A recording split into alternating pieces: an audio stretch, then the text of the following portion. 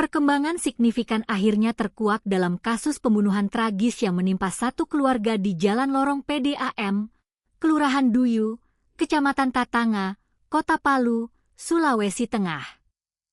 Peristiwa berdarah yang meletus pada Minggu malam, 26 Juli 2026 tersebut, merenggut nyawa seorang ayah dan anak balitanya, serta membuat sang istri mengalami luka parah. Aparat kepolisian dari Polresta Palu bergerak cepat dan mengonfirmasi bahwa identitas terduga pelaku utama penganiayaan sadis tersebut kini telah resmi dikantongi oleh tim penyidik. Saat ini, tim gabungan yang terdiri dari Satuan Reserse Kriminal Polresta Palu serta unit Reskrim Polsek Palu Selatan tengah melakukan perburuan intensif di lapangan untuk memburu dan menangkap terduga pelaku yang diketahui merupakan seorang pria berinisial AK. Kasat Reskrim Polresta Palu, AKP Ismail Bobi, menegaskan dalam rilis resminya pada Senin, 27 Juli 2026, bahwa keberadaan dan identitas terduga pelaku akan teridentifikasi secara jelas berdasarkan olah tempat kejadian perkara, TKP, serta pemeriksaan saksi-saksi kunci. Untuk identitas terduga pelaku sudah kami kantongi.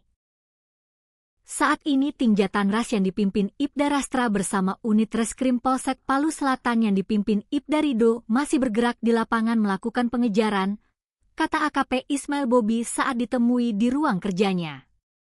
Berdasarkan hasil rekonstruksi awal, jeritan dan keributan dari dalam rumah korban pertama kali didengar oleh saksi warga bernama Bahtiar bersama ketua RT setempat pada Minggu malam sekitar pukul 22 WITA. Saksi sempat mendengar suara ancaman membara yang diduga dilontarkan oleh pelaku AK kepada istri korban, Nur Hanisa. Polisi menduga ucapan ancaman tersebut disampaikan pelaku usai ia lebih dulu menganiaya korban utama bernama Jamil hingga tewas di tempat. Di tengah simpang siur informasi yang beredar liar di masyarakat, kepolisian secara tegas membantah desas-desus yang menyebutkan bahwa korban Jamil dan terduga pelaku AK memiliki hubungan kekerabatan atau ikatan keluarga. AKP Ismail Bobi mengonfirmasi bahwa berdasarkan pemeriksaan pemilik usaha pemotongan ayam di Rumah Sakit Bayangkara Palu, korban Jamil dan terduga pelaku AK hanyalah sebatas rekan kerja yang sama-sama bekerja sebagai buruh di tempat pemotongan ayam tersebut.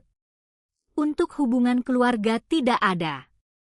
Mereka hanya sama-sama bekerja sebagai karyawan di tempat pemotongan ayam yang sama dan berasal dari daerah kampung halaman yang sama. Sementara korban Jamil dan istrinya, Nur Hanisa, justru yang memiliki hubungan keluarga karena merupakan sepupu, jelas Ismail Bobi. Polisi juga mengungkapkan bahwa pada sore hari sebelum peristiwa berdarah itu terjadi, korban Jamil bersama pemilik usaha sempat mendatangi rumah terduga pelaku AK untuk mengambil sepeda motor. Namun hingga saat ini, penyidik belum menemukan keterkaitan langsung antara kejadian sore itu dengan aksi pembunuhan beberapa jam setelahnya, lantaran pelaku AK masih dalam pelarian.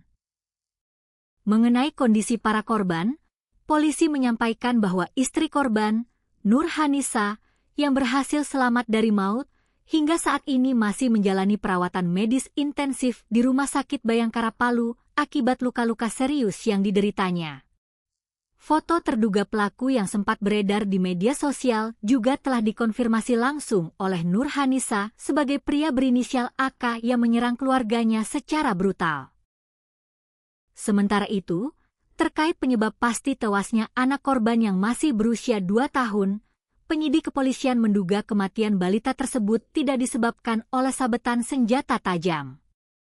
Dugaan sementara untuk anak korban bukan karena senjata tajam, melainkan mungkin ditindih menggunakan bantal atau benda tumpul lainnya.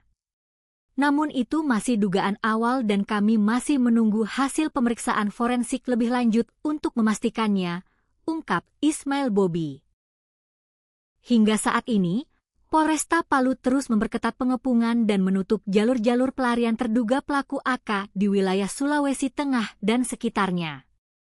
Pihak kepolisian mengimbau keras kepada seluruh lapisan masyarakat yang melihat, mengetahui, atau memiliki informasi terkait keberadaan pria berinisial AK agar segera melaporkannya ke kantor polisi terdekat.